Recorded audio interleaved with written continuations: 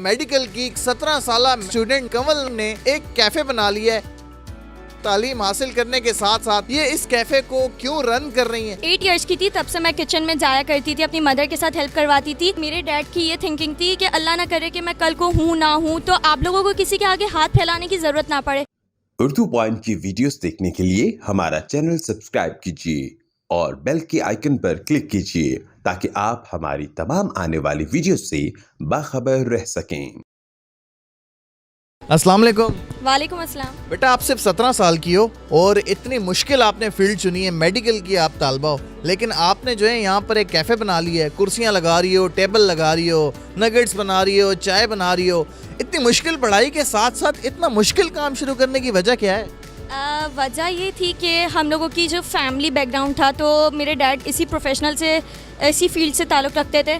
तो जब मेरी मदर और मेरे फादर करते थे तो फिर उनके साथ साथ देखते देखते मुझे भी शौक आ गया। हम लोगों का ये होता था कि हम लोग सब मिलके कुकिंग करते थे। मेरी दादी के घर में भी कुछ भी बनता था तो हम लोगों की पूरी फैमिली साथ करती थी कि सब सीख रहे होते थे। तो इस तरह सब में इंटरेस्ट आता था कि क्या करना है। और पढ़ाई तो हम लोग बचपन से ही साथ करते हुए आ रहे हैं। और field medical is not that much tough जितना हम लोग स्टूडेंट्स ने बना दिया उसको।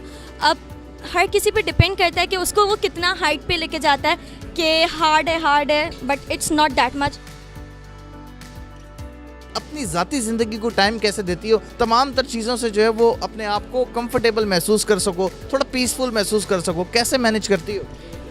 मैं मैनेज इस तरह करती हूँ कि मेरी फैमिली बहुत सपोर्टिंग है। सो मेरे लिए कुछ इतना हार्ड नहीं है कि मैं पढ़ाई के साथ मैनेज करूँ। और मेरी पर्सनल लाइफ भी वैसी ही है, लेकिन फिर भी रेस्टोरेंट चल रहा होता है।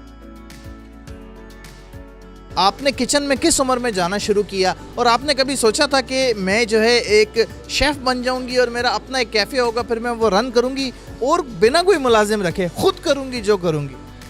मैं जब 8 इयर्स की थी तब से मैं किचन में जाया करती थी, अपनी मदर के साथ हेल्प करवाती थी।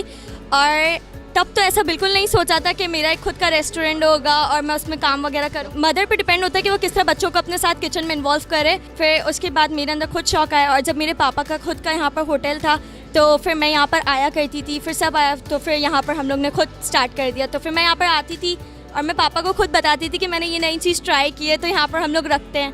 तो फिर इस तरह फिर आगे आगे चलता गया। ये बताएं, आपके पास यहाँ पर आइटम्स क्या क्या हैं? आप खुद कुकिंग करती हैं, जो भी ऑर्डर आते हैं वो आप खुद बनाती हैं, और क्या क्या चीज़ें आपके पास यहाँ पर दस्तयाब हैं और आप लोगों की स्पेशलिटी क्या है, मतलब सिग्नेचर आइटम क्या है आप लोगों का? जी बिल्कुल, मैं खुद सब कुछ कुक करती हूँ यहाँ पर जो भी ऑर्डर आता है। और हमारे पास क्या कहते हैं, चाय, कॉफ़ी, वॉफल्स और शेक्स वगैरह, लिम्का, गोला गंडा और चिकन बर्गर, चिकन नगेट्स, कढ़ाई, कोरमा वगैरह, वो तो सब होम डिलीवरी पर होता है। और लंच, डिनर ऑनलाइन भी आप लोग करते हैं फूड डिलीवरी? जी बिल्कुल, हमारा ऑनलाइन सिस्टम भी है और 24/7 ऑनलाइन पर होता है। और ईद पे हम लोगों की जो ऑफ़र्स वगैरह हैं वो भी है, ईद पे भी हम लोगों का है। फेमस ड्रिंक हमारी चाय है और हमारा जो बुकिंग ऑर्डर पे होती है वो हमारे फेमस उसकी कढ़ाई है, वाइट कढ़ाई। प्राइस क्या है इसके?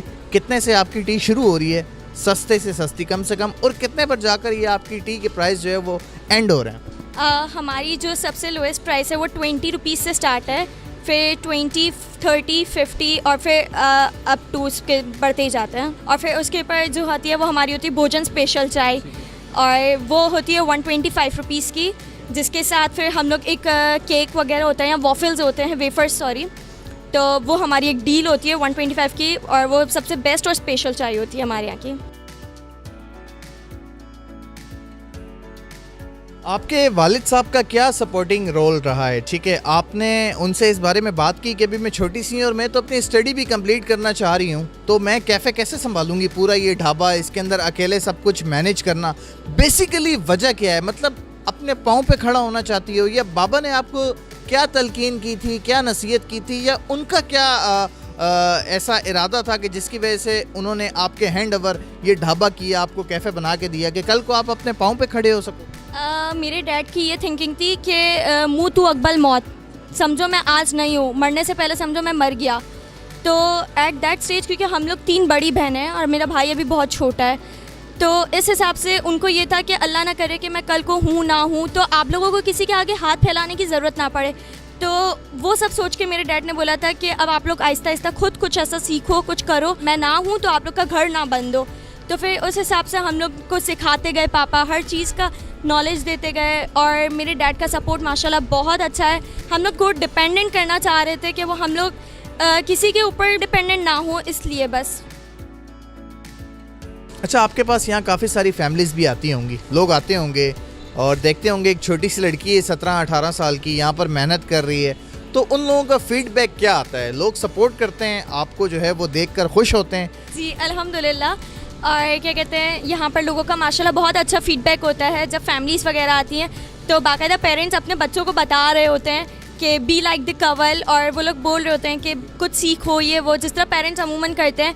और मैं आप लोग सबको भी इनवाइट करना चाहूँगी, आप लोग भी आएँ और एक कप चुस्की पिएँ और सारे गम को भुला दीजिए। शौक क्या है इसके अलावा, ख्वाहिशात क्या हैं? आखिर कुछ ना कुछ तो करना चाहती होगी ना, हर इंसान की कोई ना कोई ख्वाहिश होती है। आपकी क्या ख्वाहिश है?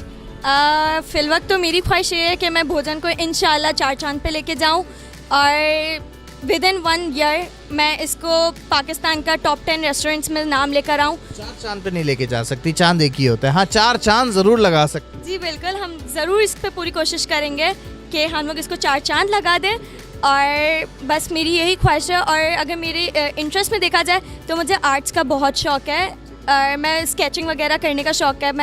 मैं और मेरी सिस्टर इवन हम लोग करते रहते ड्राइंग वगैरह, और जब हम लोग करते हैं तो हम लोग यहीं पर आके उस पर इन्वेंट कर रहे होते हैं। हम लोग यहाँ पर शॉप पे बनाते हैं और फिर उसको यहीं पे लगाते हैं। हम लोग फ्री टाइम में यही कर रहे होते हैं, मैं और मेरी सिस्टर। इसके अलावा पढ़ाई।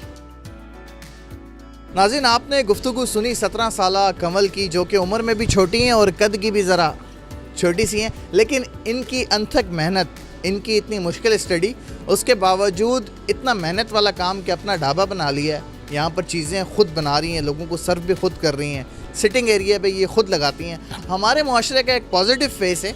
आप यहाँ पर आएँ। इसी के साथ अपने मेज़बान शान और आई को दीजिए इजाज़त। अपना ख्याल रखिएगा। अल्लाह निगहबान।